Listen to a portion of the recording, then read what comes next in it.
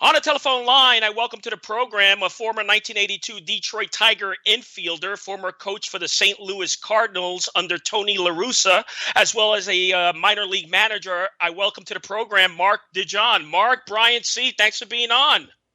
Well, thank you, Brian, and I'm glad to do this, and let's just see if we can make this a little bit interesting, because my career isn't. Well, I mean, you've been a long time in baseball, but, I want to begin the program, Mark. I want to mention a few of your highlights to begin with, just as a reminder to our audience. You played and coached with Jimmy Leland, worked with Hall of Famer Ted Simmons, played for Sparky Anderson, and you were George Kissel's right-hand man, a man who's been involved with the St. Louis Cardinals for almost 70 years.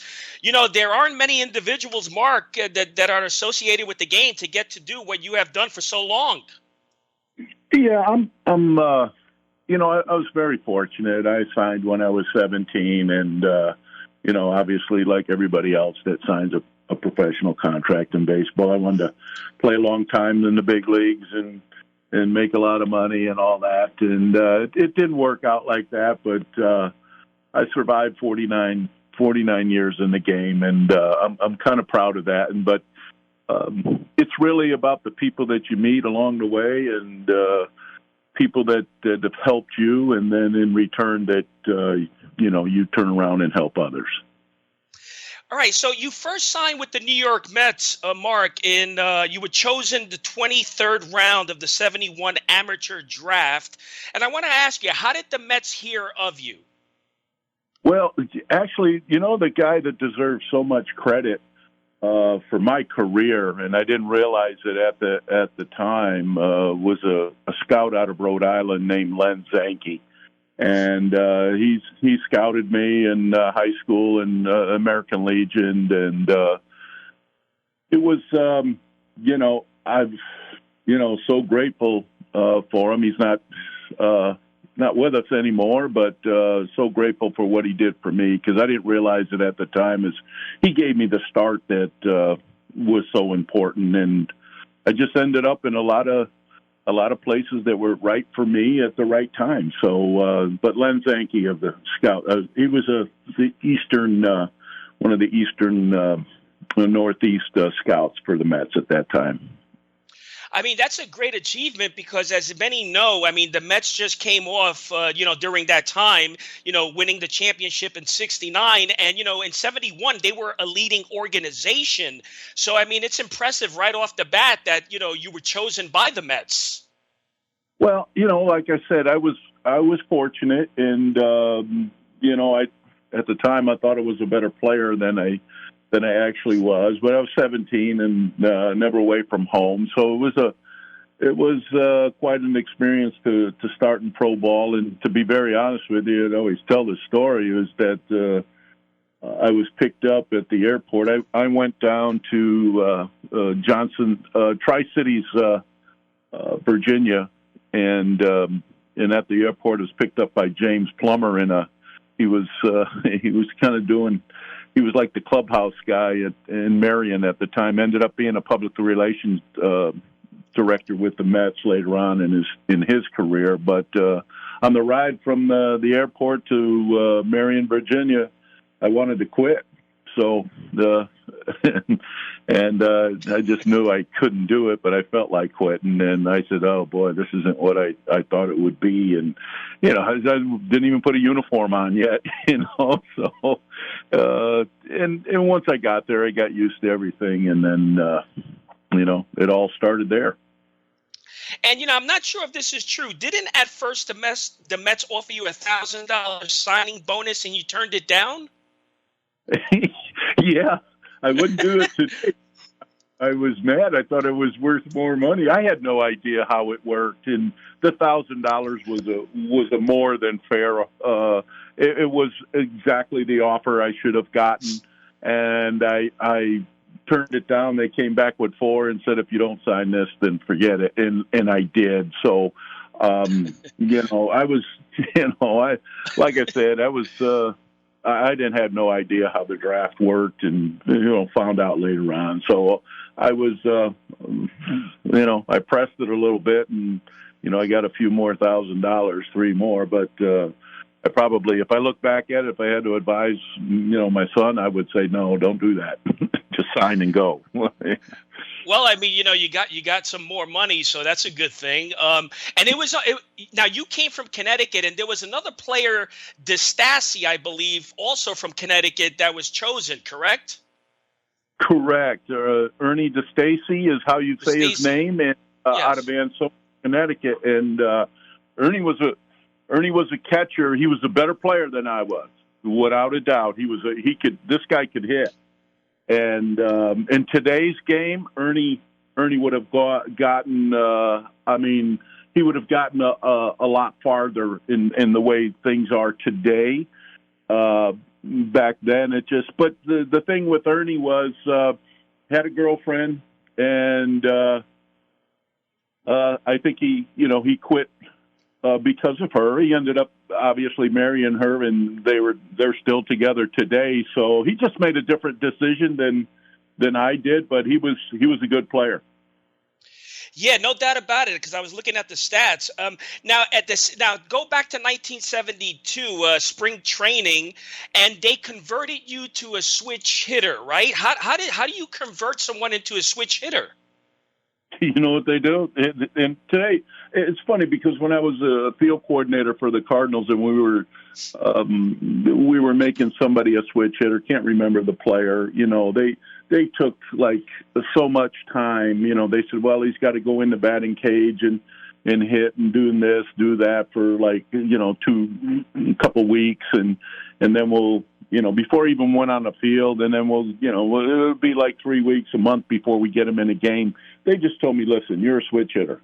And I said, well, what do you want me to do? They said, just go hit. So it was basically, I always told Whitey Herzog, I said, yeah, you put me on the other side of the plate, and all you did was compound my problem. Yeah, I mean, that was definitely 72. And then 73 in A-ball, I mean, you batted 243, something to that effect, and you whacked like 13 doubles, right? Yeah. And then it's the big thing about that is I had over 500 plate appearances. Really? Yes, I had. I want to say with the walks, it was almost like 565 plate appearances. Huh. But I mean, still, so you batted 243, and then 1974, you won the full-time spot at short for the Toros, correct? Yeah, the Victoria Toros. The Mets were there one year. They were managed by Joe Frazier, who ended up being the manager in the big leagues for a little bit with the Mets, but I played for Joe in Double-A in '74, and then again in '75. In both years, we won a championship, so we won the league. So it was, like I said, I was just fortunate to be at the right place at the right time for me, and like I said, I look back at it and I don't. Like I said, I just survived. I survived in the game. I did what I had to do, and like I said, I had a lot of good people around me to support me. Yeah, I never played minor league ball, so I don't know, Mark. I'm figuring, by 75, I mean, you move up to AAA, and, it must be frustrating for a player. I mean, when are you going to make the big stage? I mean, you have to have that mentality, and you have to compete at such a high level. I mean, were you facing that by 75 at AAA?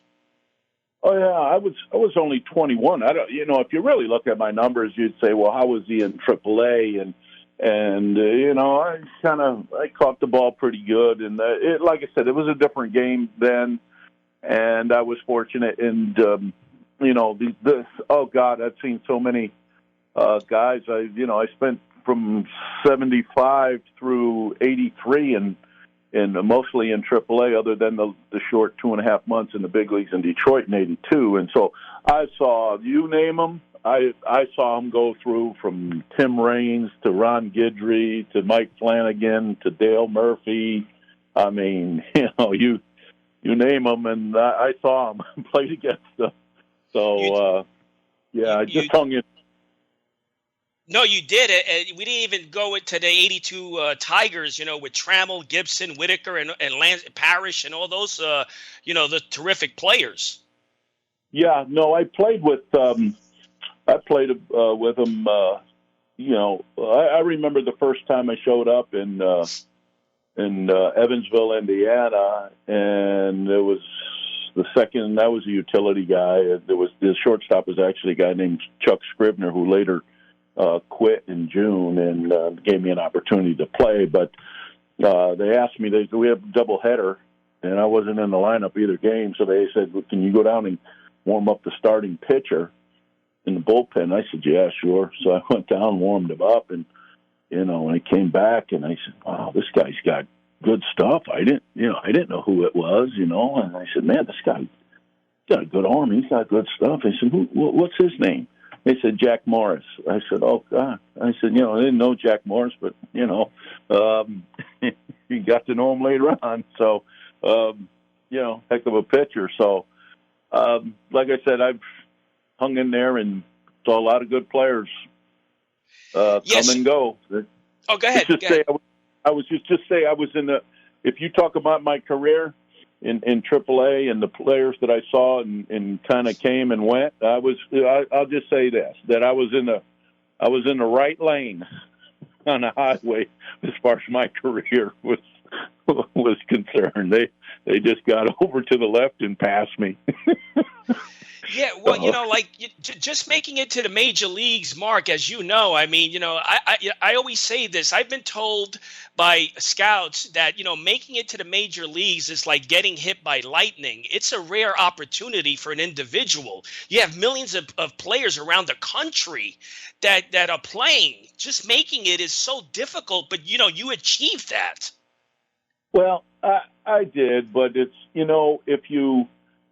the way I consider it, it's okay. You can say I did that, but that wasn't my goal. So I always tell kids if I talk to kids in the minor leagues, and I recently did that with Baltimore's AA club. It's not, you're not a failure if you don't make it, and I didn't really make it. You know what I mean? I made it, but that wasn't my goal when I started. And what it ended up doing was just leading me to a path of coaching and spending the second half of my career, or more than the second half of my career in the minor leagues and in the big leagues coaching. So it was, I guess, you could just say it's kind of a step that I needed to take to get to where I really belonged. Yeah, and from what I'm reading, one of your goals was to be a Cardinal, right? Yes, that happened. Well, it was actually got fired from the Tigers in '85, the 80. I'm trying to think. I think it was 85. But anyway, it was 85. And then I got hired by the Kansas City Royals to be a coach on their A club up in Eugene, Oregon, and I went out there, and then I met a guy, Howie Bedell, who was the field coordinator, and he asked me about my goals, and I just told him I wanted to manage in the big leagues, and he suggested I get over there with the Cardinals and learn baseball from George Kissel, and that's the next year I was with the Cardinals. I was fortunate enough to get a job with them.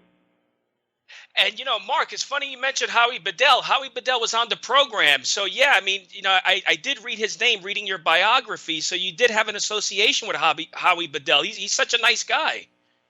Great man, really good baseball guy.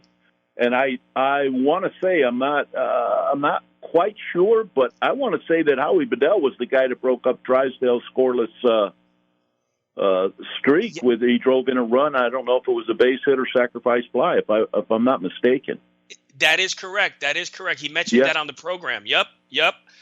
So he was responsible for getting you connected with Kissel. Well, he just mentioned he said, listen.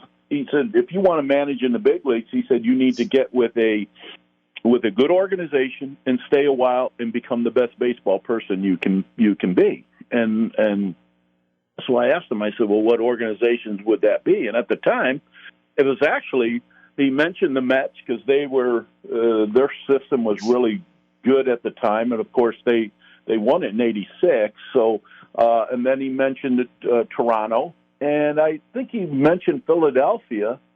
And, but he said, if you really want to learn baseball, you get over there with George Kissel and the Cardinals. And wow. Fortunately, Jim Riggleman helped me do that, and that started my Cardinal career in '86. We're talking with Mark DeJohn, who played for the 1982 Detroit Tigers and also coached under Tony LaRussa. He's with us on the telephone line. And Mark, you played for Sparky Anderson. You worked for Tony LaRussa. What is the big difference? I mean, two great baseball minds. What is the big difference between those two great managers, in your opinion? To be honest with you, they're both, listen, when you're good at what you do, and they're both Hall of Famers, they're very detailed, they're very competitive. Nothing kind of slips by them during the game. They're on top of everything. But the biggest thing between the two that was different was Sparky's personality was different than Tony's. If from the outside, Sparky, really outgoing guy, and just a great. I mean, he was a great man, and Tony just different. Tony kind of, everybody thinks of him. I don't know that he's a lot of times he wasn't like well liked around the league, and I think that's because he was just real competitive. He'd come and say hello to the other manager, and that was it. He's not hanging out with him, but a very misunderstood guy because he's a wonderful man. And just a great guy. And if you got to know him, like I said, you'd really. Matter of fact, later I think in 2011 when they won the World Series, Lance Berkman had come over from the Astros, and of course the Cardinals competed with the Astros back then because they were in the same division. And he told Tony, he said, "Man, when we were playing against you, I wanted to punch you in the face." Oh, and then really? and then he loved Tony. He got to know Tony, and he loved him. So it's just a perception from the outside. But the difference between the two was kind of their, how Sparky had I don't want to say a better personality. He just was more outgoing and everything. But competed when the game started, they both competed the same way. Man, now you joined the Cardinals as a coach, I believe, in 1996, and that was the first ever. That was the first time the Cardinals ever won, I believe, the National League Central Title Division. Yes, we won it. That's a matter of fact. But our record, I don't think our record was all that great. But we won we won the division, battled it out with the Astros. Terry Collins was the manager back then, and. For the Astros, and swept the first round of the series against San Diego, the Padres, when Tony Gwynn and Caminetti and that group, and then we were facing the Braves, and we're big underdogs, and we lost the first game, won the next three, one game away from playing the Yankees in '96 in the World Series, but we had to go at that time. There was Maddox, Glavine, and Smoltz, so we faced Smoltz, and then Maddox, then Glavine. We had to face them again one more time with a 3-1 lead, and we scored one run in like 3 games against them. So it was, we ended up obviously falling short, but it looked good for a while. I mean, it looked like we were surprising everybody, but they kind of, it's almost like they woke up and boom, that was the end of it. So. But it was a nice experience. Yeah, so that was 96. You were involved there. That was a historic feat for the organization. Now, you also involved – now, you were there in 1998, right, when McGwire passed Roger Maris's record. Correct. So how was that moment, just being around that? How was that experience for you? Well, it was exciting because at the time, I mean, it's like it was unheard of. And him and Sammy Sosa, it's like, it's just brought so much life to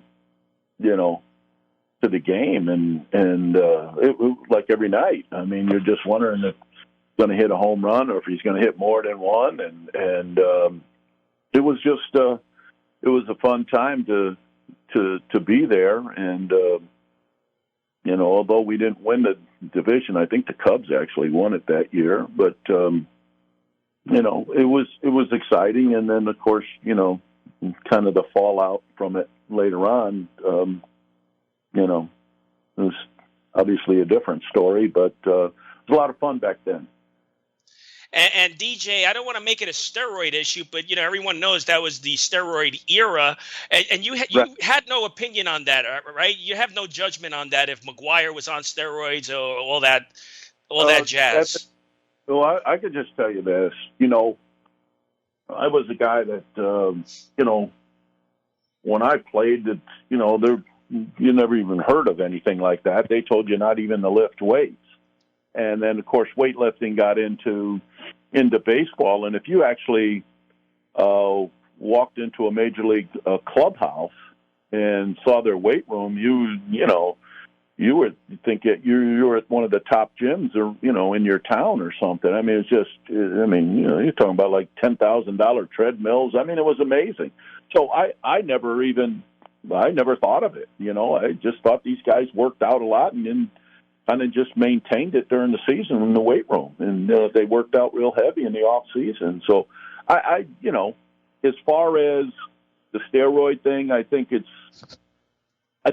the part that's sad about it is, and listen, there's, you can talk about McGwire and Sammy Sosa. There was a lot of guys doing it, as it turned out. So they weren't but in baseball, records are really, I mean, they're really special, I mean, I don't know, back then it's if you ask somebody about who threw for the most, yardage in the NFL, you might not know, but you always knew Babe Ruth hit the most home runs, and so I think it just, what hurt was that its records were being broken that, we're there for a long time and we're done at a different level. So listen, I'm not the one to judge it, but in the end, you know what, they kind of all, paid a price for it. So that's just my opinion of it. I was a big Roger Maris fan, so, growing up. So it's, it's a shame in a way, because I think I'll tell you this. If you ask Mark McGwire, this guy could have done it legitimate. I mean, he could have done it without the steroids to break the record. I'm not saying he hit 70 like he did, but he could have done it. He was a tremendous swing, tremendous power. I mean, even when he was a rookie, he hit 49. So, I'm sure. Listen, I'm sure they all have their own regrets about it, and if not, then you live with what happened, with the consequences of it. That's all. I mean, yeah, he was a big guy. I mean, he was born to be a home run hitter, I believe. He would have hit like 60 or 65 home runs, with his strength. But, you were right there, so you didn't see or witness anything during your tenure. No, absolutely not. I would have never. It surprised me. I just knew these guys. It's just a different air. Like I said, they're in there lifting weights. They're doing things, in the off season with programs and stuff like that. Even back then, so I thought it was all weights. I had no idea. It's not like you're walking around the clubhouse and you're seeing somebody with a needle or something, or even that didn't exist from what I saw. You know what I mean? But and that wasn't, you're not. I wasn't looking for anything like that, and so it's. I never saw anything like that. No, absolutely not. And Mark, I have like 2 minutes left. I want to ask you. So now you ended up managing in the Cardinals farm team, right? The farm system in 2002. Correct. correct. And did you enjoy managing? Oh, yeah, 2002. Yeah, I came back from the big leagues. Yeah, and went to Double-A. Yeah, did you enjoy managing? How was that transition for you from player to manager? Oh, I love managing. The only thing is I was, I was a different type of manager and I knew that I couldn't have managed in the big leagues, not with the trying to handle, because I was really intense and today's, and even back then, you couldn't go to big leagues and be like that. If you notice today, part of the biggest thing for a manager today is to get his players to come and play hard every day. And a lot of times, it's how you get along. It's the culture in the clubhouse. If it's not good because of your demeanor or your personality or whatever, you're going to get fired. You're guaranteed. You'll get fired. You just, it's the manager isn't. He's important, but it's just a different game, and you better get along with the players first. So. And when that doesn't happen, and I wasn't like that type of, that I held them accountable, in today's game, sometimes that's not always done, but it is what it is. And, you do what you got to do, but, but I enjoyed managing. I had some nice players. I guess the best player that I managed was, I would say guys like Danny Herron, Yadier Molina, Skip Schumacher, So, I enjoyed it. But I wasn't going to be a big league manager. And I have 30 seconds left. So what are you currently doing right now? Right now, I'm looking out the window. But in your baseball, in your baseball life. No, my baseball life is not. Listen, my biggest thing in baseball and what I keep up with is like the San Diego Padres, because Mike Schilt, I helped get Mike Schilt started in his career back in 2005 in New Jersey. Came to me as a scout, and I helped him get into player development. He's my best friend in the game, and so I keep track of the Padres. But like today, I'm watching the NHL playoffs. The Islanders and the Carolina Hurricanes. I'm big hockey. I watch baseball, but if you're asking me if I had to watch a hockey game or a baseball game, I'm watching that hockey game every time. So, well, listen, I'm retired. I'm not doing anything. Well, I really appreciate it. After 25 years with the Cardinals and 40 years in the game, you did a great job. Thanks, Mark. Thanks so much for your time. Okay, thank you. Take care of yourself. Okay, you too. Bye-bye. Bye-bye. Mark DeJohn, 1982 Detroit Tiger infielder. Until next week, happy collecting to all.